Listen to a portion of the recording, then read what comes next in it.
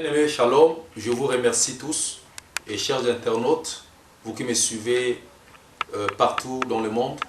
Et Dieu, il a plu à Dieu que je puisse passer, vous exhorter un peu, parce que le Seigneur, notre Seigneur, m'a donné une pensée par rapport à ce qui se passe dans le monde entier.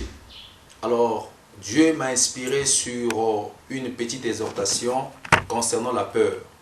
Alors, quand j'essaie de parcourir les Écritures, le Seigneur m'a donné un certain nombre de versets. Et quand j'essaie de voir la nouvelle alliance, et Jésus-Christ imposait ou encore réprimandait ses serviteurs de ne pas avoir peur. Alors la peur, c'est quoi? La peur, c'est une émotion qui accompagne une prise de conscience d'un danger ou d'une menace. Alors, il y a beaucoup de chrétiens aujourd'hui qui sont en train de se papiller, de se paniquer pour le coronavirus. Alors, prenons un peu les Écritures et nous allons un peu plonger dans les Écritures, voir un peu ce que le Seigneur nous dit à propos de ce qui se passe dans le monde et par rapport à l'exhortation que le Seigneur m'a donnée. Alors, je prends Matthieu chapitre 17, excusez-moi, à partir du premier verset jusqu'au 9e verset. Alors, il est dit ceci, je vais lire les 2 premiers versets et le reste, on verra avec le temps. 6 jours après, Jésus prit avec lui Jacques, Pierre et Jean et son frère et les conduisit à l'écart sur une haute montagne. Il le fit transfigurer devant eux.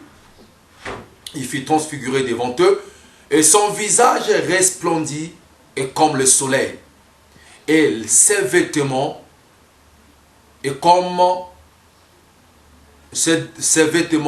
devinrent blancs comme la lumière. Et voici Moïse et Élie apparurent et s'entretenant avec lui. Parole du Seigneur. Je prends le 8e verset, ce qui nous concerne, le 8e verset. Ils levèrent les yeux et ne virent que Jésus seul. Parole du Seigneur. Alors là, c'était à la montagne de la transfiguration où notre Seigneur Jésus-Christ de Nazareth, il a choisi d'abord, premièrement, ses 3 disciples. Vous savez que Jésus avait beaucoup de disciples, mais il n'a pas emmené tout le monde sur cette montagne. Parce que cette montagne était prophétique. C'était une montagne prophétique, c'était une révélation. Donne-moi un amen. Alors, la révélation de la montagne de la transfiguration ne concernait que Jean, Jacques, les 2 fils de Zébédée et Pierre. Et Jésus lui-même. Alors, qu'est-ce qui s'est passé? Lorsqu'ils sont arrivés sur la montagne, la Bible déclare que sur cette montagne, il y a eu les manifestations terribles. Nous avons vu la première manifestation, c'est que celui qui les a menés sur la montagne, il s'est transfiguré lui-même. En voyant Jésus, Jésus rayonnait comme le soleil. Ça, c'était la première chose. Et quand Jean, Jacques et Pierre, ils ont vu cela, ils ont dit, mais c'est pas possible, ça, ce n'est pas le Jésus que nous avons connu. Et c'est comme toi, il y a quelque chose qui te dépasse au moment où je parle. Il y a des choses qui dépassent même ton entendement. Il y a des choses qui sont en train de passer dans ta pensée, dans tes pensées. Il y a quelque chose comme la peur, un climat de peur. Tu manifestes un climat de peur. Et quand ils ont vu cela, ils se sont dit, mais ça c'est quoi? C'est Jésus que nous avons connu. Celui-là qui a multiplié le pain. Celui-là qui était autrefois avec nous. Mais comment il peut se transfigurer comme ça? Ce n'est pas fini. Le 2e événement après la transfiguration, la Bible déclare qu'ils ont vu Jésus. Et ils ont vu Jésus, il n'était pas seul. Il était en train de se converser avec Moïse et Élie. Et ces 2 choses ont tiré l'attention également des apôtres. Et certainement la première fois, nous avons entendu parler du sida. Nous avons entendu parler d'Ebola. C'était la première fois. Mais aujourd'hui là, nous voyons ce qui est plus que sida et Ebola. C'est le coronavirus. Et c'est ce qui fait peur aux enfants de Dieu. Alléluia. Il y a des enfants de Dieu aujourd'hui, alléluia, qui sont confinés. Oui, j'ai dit à un frère que la prière n'est pas confinée. Nous devons prier. Pourquoi? Et parce que dans le verset 6 du Matthieu chapitre 17, il est dit ceci. Et quand Jésus-Christ a vu ses disciples en train de trembler, ils avaient peur. La Bible déclare qu'ils se sont prosternés devant Jésus. Et Jésus leur a dit, n'ayez pas peur. Et c'est la peur qui a permis que cette vision s'arrête. Alléluia. Et quand ils se sont levés, La Bible déclare qu'ils n'ont plus vu Moïse et Élie qu'ils avaient vu dans la vision. C'est que la peur fait écourter ou arrête la vision ou arrête encore. La peur peut arrêter la progression de ta bénédiction. Donne-moi un amen.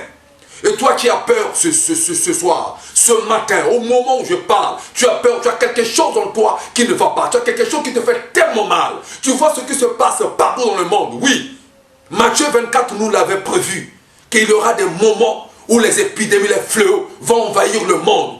Bien-aimé, souviens-toi de ce qui s'est passé en Égypte. Au temps de Moïse, il y a eu beaucoup de choses. Mais il y avait une ville en Égypte qu'on appelait Goshen. C'était un endroit réservé pour les enfants de Dieu. Cet endroit-là était réservé pour les saints. Cet endroit-là était réservé pour ceux qui craignaient Dieu. Et Dieu les avait épargnés. Ça veut dire quoi? Qu'au temps où nous sommes, au moment où nous sommes, le virus règne. Mais nous, les chrétiens, nous devons invoquer notre Dieu. Nous devons prier afin que la main de Dieu se manifeste. Afin que le Seigneur puisse étendre sa main. Si tu es d'accord avec moi, donne-moi un bon amen. Bien aimé, je vais encore avancer. Et pour te dire que la troisième chose que les disciples ont vue dans Matthieu chapitre 17, s'ils ont entendu la voix du Père qui confirmait l'appel du Fils. Celui-ci est mon Fils bien-aimé en qui j'ai mis toute mon affection. En voyant cela, ils étaient comme stupéfaits. Ils étaient comme hébétés. Ils ont dit, mais celui-là, finalement, nous le voyons comme un simple homme, alors que c'est un fils de Dieu. Dieu a confirmé son appel. Et certainement tu as quelque chose et qui dépasse ton entendement. Tu vois quelque part dans certains continents, les gens sont en train de mourir. Tu deviens paniqué. Mais notre paix ou notre appui, c'est la parole du Seigneur. Nous avons des protections. Nous nous protégeons. La santé, les médecins nous ont prescrit certaines choses. Oui, il faut le faire. Nous le pratiquons. Mais seulement ce qui est important, ce n'est pas ça. La Bible dit dans Psaume chapitre 127, il est dit ceci. Et que si l'Éternel ne garde, celui qui garde, garde en vain. Et celui qui veille, veille en vain. Ce n'est que l'Éternel qui peut nous garder, Seigneur.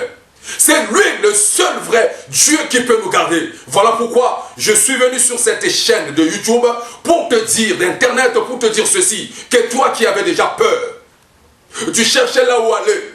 D'autres personnes ont fui. Et d'autres n'arrivent plus à faire quelque chose.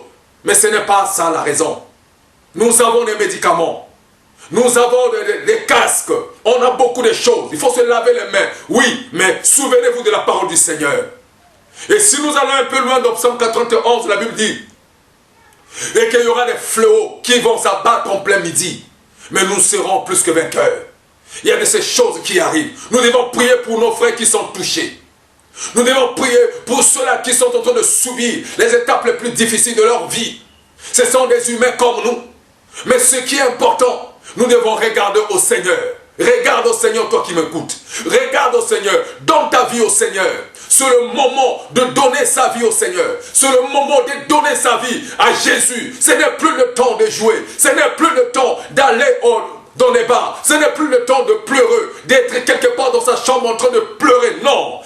Fini de pleurer. Fini les moqueries. Fini les injures. Fini les débauches. C'est le moment du Seigneur. C'est le temps du Seigneur. Il est arrivé pour faire des grandes choses. Et Dieu nous envoie pour la bonne nouvelle. J'aimerais dire à une personne que le coronavirus dans le monde, c'est une mauvaise nouvelle. Mais je suis venu t'apporter une bonne nouvelle. La nouvelle de Jésus-Christ de Nazareth. Celui-là qui est mort et ressuscité. Le troisième jour, la terre n'a pas pu. Alléluia. La vallée. La terre l'a vomi. Et la Bible déclare que Jésus-Christ de Nazareth, il est le même dans Hébreux 3, 13, 8, qu'il est le même hier, aujourd'hui et éternellement. Si tu crois avec moi qu'il est le même hier, aujourd'hui et éternellement, c'est le moment pour toi de se convertir. C'est le moment pour toi d'abandonner la peur, de laisser la peur et d'avancer.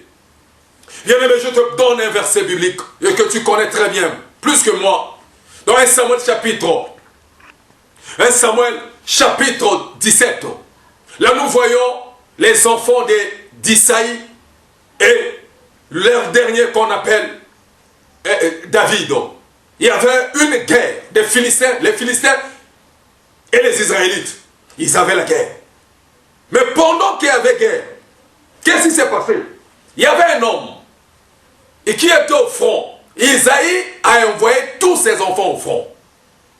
Il y avait Shama, il y avait Abinadab, il y avait Eliab. Ils ont fait 39 jours devant le Goliath. Et Goliath, c'est le symbole de coronavirus. Et que les gens ont peur. Vous voyez, ils étaient des peureux. La Bible déclare et que devant ce géant Goliath, personne n'osait, alléluia, le défier. Et Goliath sortait à chaque instant pour défier le camp des enfants d'Israël. Mais souvenez-vous quand David est arrivé. Et qu'est-ce qu'il a dit? Il a dit c'est incirconcis. Alléluia. J'aimerais que ce soit, au moment où je parle, qu'il y ait des gens capables de prononcer, de voir le coronavirus et comme une peste, comme quelque chose qui va passer. De la même manière que nous avons entendu le nom du sida, nous avons entendu le nom d'Ebola. Ebola est passé, sida est passé. De nos jours, c'est maintenant encore un autre fleuve qui arrive, le coronavirus. Cette pandémie qui gagne tout le monde. Cette pandémie qui est en train de faire peur aux enfants de Dieu. Mais c'est un Goliath. Je te donne la révélation que c'est un Goliath. Nous pouvons le faire terrasser. En faisant quoi? Bien qu'il ait des dispositions médicales, mais nous devons aussi prier. Toi, tu dois prier, frère. Ne reste pas quelque part en train de pleurer, d'attendre la mort.